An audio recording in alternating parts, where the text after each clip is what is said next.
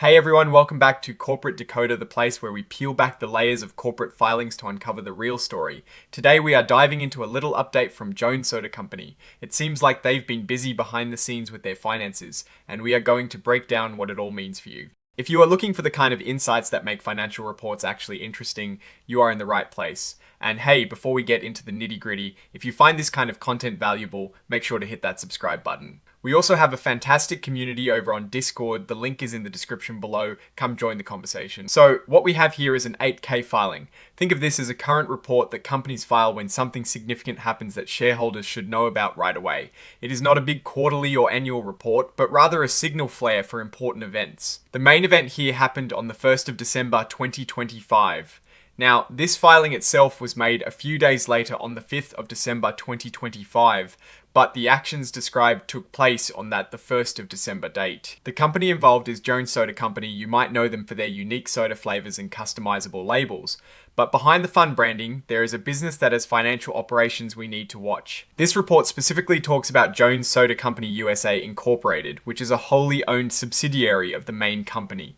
So the parent company is making sure its subsidiary is financially in good shape, as any smart parent would. Now, Jones Soda Company USA Incorporated entered into an agreement with a company called Two Shores Capital Corporation. This is essentially a lender, meaning they provide loans.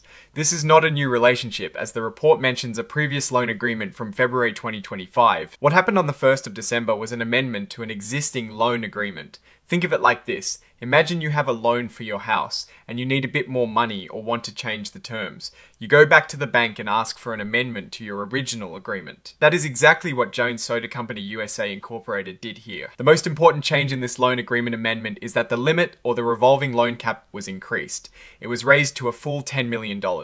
This means the subsidiary can now borrow up to $10 million under this particular loan facility with Two Shores Capital Corporation. Along with amending the loan agreement, they also entered into an amended and restated revolving credit note. This is the actual promissory note that outlines the details of the loan, including how much money is borrowed and the terms. Just like the loan agreement cap, the principal amount on this note was also increased to $10 million. So it is consistent. They are basically saying they have secured the ability to borrow up to $10 million. This part of the report makes it clear that this is a direct financial obligation for Jones Soda Company USA Incorporated. This is not some side deal. It is a concrete liability, meaning they owe this money or have the ability to owe it under specific terms. And who is signing off on this for Jones Soda Company on behalf of the company? It is Brian Meadows, the Chief Financial Officer. This shows that the company's top financial person is overseeing these important borrowing arrangements.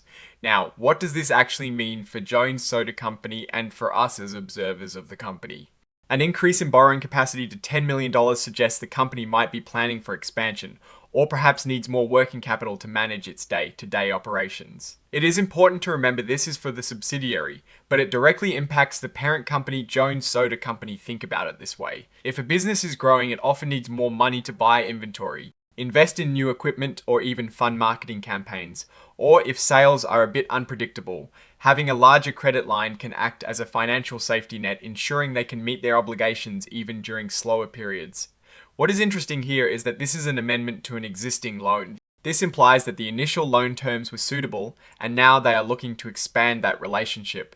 It is generally a positive sign when lenders are willing to increase credit lines, as it suggests they have confidence in the borrower's ability to repay. However, we also need to consider the context of Jones Soda Company. They operate in a competitive beverage market. While their unique branding helps them stand out, they are still up against much larger players with deep pockets. Access to capital is crucial for any business, especially when looking to grow or weather economic uncertainties. Looking at this from a Warren Buffett perspective, we want to understand if this borrowing is being used to fuel profitable growth or just to cover existing expenses. Without seeing the full financial statements, it is hard to say definitively, but an increased credit line itself is not good or bad. It is how the company uses that additional capital that truly matters. Is it investing in innovations that will drive future sales? Are they using it to expand their distribution network, or is it simply to keep the lights on during a challenging period? We need to look for signs that this $10 million is being deployed strategically.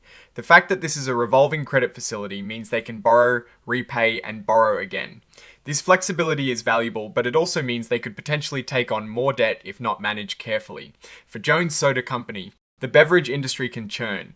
Competition is fierce, consumer tastes change, and rising ingredient costs can put pressure on profits. Having access to $10 million could provide the buffer they need to navigate these challenges and even seize opportunities, but it also means a larger potential debt burden on the company, which is something to keep an eye on in future financial reports. Now, will this $10 million be enough to make a significant difference for a company like Jones Soda Company? We cannot say for sure without more context, but it is a substantial amount that could certainly help fund specific initiatives or provide needed operational liquidity. We will be watching to see how they deploy this increased borrowing power in the coming quarters. Overall, this filing signals that Jones Soda Company is actively managing its financing and likely has plans that require additional capital. It is a sign of operational activity, but the true success of this move will depend entirely on how effectively that $10 million is put to work to drive sustainable growth and profitability.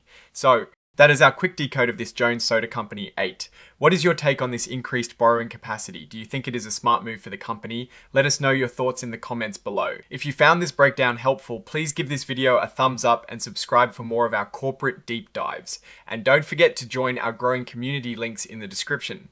Thanks for watching, and we'll see you on the next episode of Corporate Decoder.